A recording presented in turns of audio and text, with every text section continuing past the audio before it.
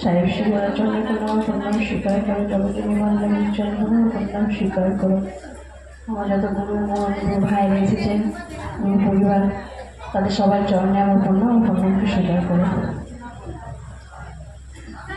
আমি 3 সূত্র বলবো, বাংলায় বলছি, বাংলায় বোঝো তো? হ্যাঁ, 3 সূত্র বলবো আমি। যারা 3টে সূত্র করে না, মানে বুঝতে পারে না বা করতে পারে না, তাদের জন্য আমি বলছি।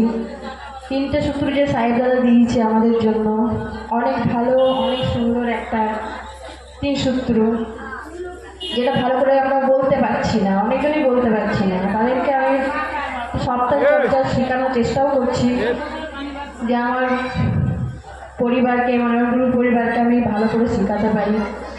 তো তারা চেষ্টা করছে, আমার সাথে শিখছে। নতুন আছে আমরা শিবের চর্চা, এটা হচ্ছে আমাদের হত্যায় চর্চা। তো 3 সূত্র হচ্ছে আমাদের। প্রথম সূত্র হচ্ছে শিবকে আমার গুরু বলে মানবো, যে হে শিব, তুমি আমার গুরু, আমি তোমার শিষ্য, এই শিষ্যের উপর দয়া করো। দ্বিতীয়তে চর্চা, মানে হচ্ছে যারা জানে না, এটা নিয়ে অনেকজনই জানে না, বলতে পারে না, বা যারা শিবকে গুরু মানেনি, তাদেরকে বলে দেওয়া যে আমরা শিবকে গুরু মেনে ভালো আছি, তোমরা একবার মেনে দেখো না, ভালো থাকবে। কিন্তু অনেক শুনতে চায় না, আমি কৃষ্ণ দীক্ষা আছি, আমি এই দীক্ষা আছি। কিন্তু যখন গুরু দয়া হয় না, সাহেব দাদা যখন দয়া হয়, তখন সে নিশ্চয়ই শোনে।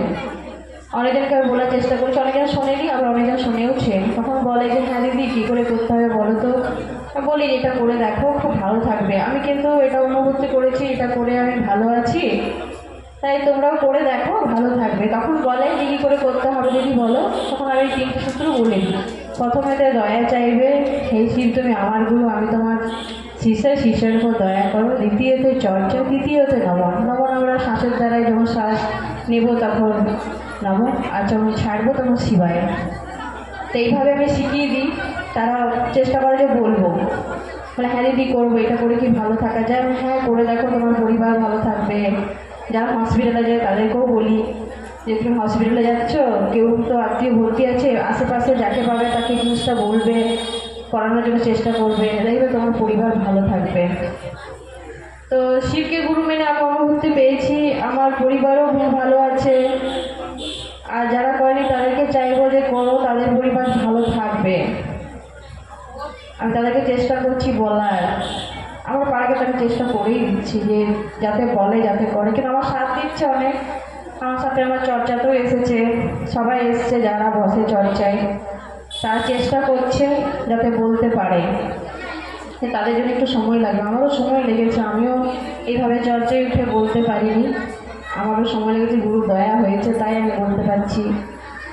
আর দয়া হয়েছে আমার ভাইজির ওপর, যার ব্রেন টিউমার হয়েছিল, 3 বছরের বাচ্চা, সে এখনও গুরু দয়ায় ভালো আছে। দুবার ওর অপারেশন হয়েছে, একবার হয়েছে ব্রেন টিউমারের, আরেকবার হয়েছে মাথায় জল লাগিয়েছে। হ্যাঁ, এখনও বলছে যে ওর অপারেশন আছে। তো শিবগুরুর কাছে আমার দয়া চাই যে শিবগুরু, তুমি যখন বাঁচিয়ে রেখেছো তাকে ভালো করে সুস্থ করে দাও, আর যেন মাথার কাটাকাটি যেন না হয়। তার জন্য আমাদের অনেক কষ্ট হয়, যেহেতু ভাইজি 3 বছর বয়স। আমার মেয়েকেও তার জন্য ওখানে রাখা হয়েছে। আমার মেয়ের পড়া নষ্ট হয়ে গেল, তবুও আমি বারণ করে নিয়েছি, থাকিস না, এখানেই থাক, আমার কষ্ট হোক, কিন্তু তার জন্য আমার কষ্ট হয়। তাকে খাওয়ানো থেকে, যত্ন করার থেকে, আমার মেয়ে, আমি যেরকম লোকের যত্ন করি, আমি তো একটা আয়ার কাজ করি, পেশেন্ট দেখা, বাচ্চা দেখা, আমার মেয়েও আমার মতোই বাচ্চাটাকে দেখাশোনা করছে। ওইটুকু বয়সের মেয়েটা, কেউ চাইবে যে আমি একটা বাচ্চাকে দেখাশোনা করি? তারও তো শখ সাদ আছে, আমি এখানে যাবো, এখানে ঘুরবো, মা তুমি কেন রেখে দিয়েছ? কিন্তু আমার মেয়ে আমার কথা শুনেছে, যে ওইটা একটা ধর্ম, তাকে যদি যত্ন করে ভালো করে তুলিস, তোর কোনোদিন খারাপ হবে না, ভালো হবে। কিন্তু আমার মেয়েটা কথা শুনেছে, করে। এমন করে খাওয়াই, আমিও খাওয়াতে পারবো না, আমি পেশেন্টের কাজ করেছি, কিন্তু বাচ্চাটাকে আমার দেখে ভয় লাগে, যেহেতু একটা পাইপ সিস্টেম করা আছে মাথা থেকে পেটের নাড়ি অবধি। হ্যাঁ, তো যখন তোলা হয় আমরাও তুলতে পারি না, একমাত্র আমার বৌদি তোলে আর আমার মেয়ে তোলে। তো যখন যাই না তখন চোখে জল চলে আসে এই আমার ভাইজির জন্য। তাই শিবগুরুকে আমি এটাই বলি, হে শিবগুরু, তুমি যখন জীবনটাকে দিয়েছো একটু তাড়াতাড়ি সুস্থ করে দাও, তোমার কাজ করবে ও। ওর তো জীবনটা বরবাদ হয়ে গেল, পড়াশোনা তো নষ্ট হয়ে গেল, কিন্তু ও যখন চর্চায় যাবে তখন তোমারই কাজ করবে, তোমার চর্চায় ছেড়ে দেবো, যাতে তোমার কথা বলতে পারে। কথাকে বের করে দাও, পা বের করে দাও, সেই পায়ে হেঁটে যেন তোমার চর্চায় যেতে পারে। তো আমার বৌদি বিশ্বাস করতো না, ও এখন বিশ্বাস করে, যেহেতু ওর মেয়ের কাজ হচ্ছে। আমার মাও প্রচণ্ড কষ্ট করে, যেখানে বলে সেখানেই যায়, যে যা বলে সেটাই করে। হ্যাঁ, তো আমার ভাইজির উপর প্রচুর দয়া হয়েছে।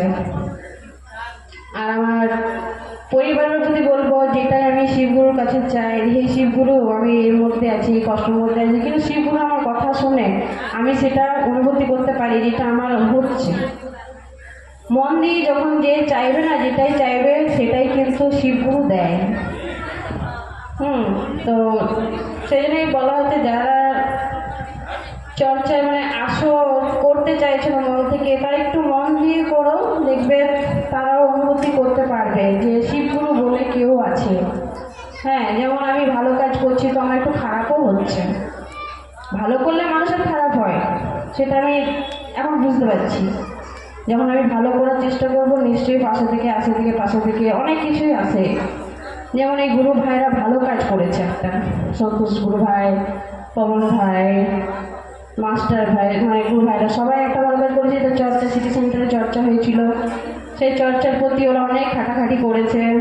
200 টাকা করে টিকিট নিয়েছে, অনেক কিছুই লোক বলেছে 200 টাকা টিকিট, খাবার দেয়নি। হ্যাঁ, তো টাকাটা নিয়ে যে খাবারটা, এত লোকে খাওয়া তো মানে সম্ভব নয় দেওয়ার। ওরা যতটুকু পেরেছে ততটুকু ওরা করেছে, মানুষের সেবা করেছে, বিস্কুট যাই হোক দিয়েছে। তো অনেকে বুঝতে পারেনি, হয়তো না খেয়ে চলে গেছে, তারা অনেক কিছু বলেছে।